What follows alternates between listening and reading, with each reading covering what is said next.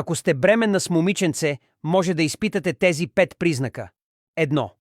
Тежко сутрешно гадене. Сутрешното гадене е признак, който се появява през първите 3 месеца.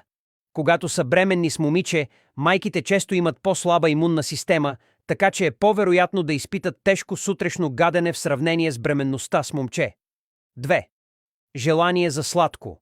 Ако бременна майка жадува за сладко, тя носи момиче, докато желанието за пикантни или солени храни повече от обикновено показва, че носи момче.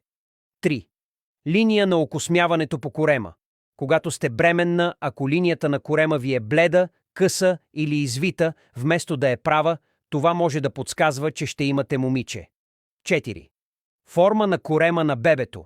Ако коремчето е кръгло и леко разпръснато от двете страни, вероятността майката да носи момиче е много висока. 5.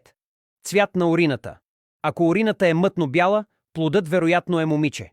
Споделете и харесайте видеото за още съвети. Напишете в коментарите, ако сте изпитали нещо друго по време на бременност, за да помогнем на бъдещите майки.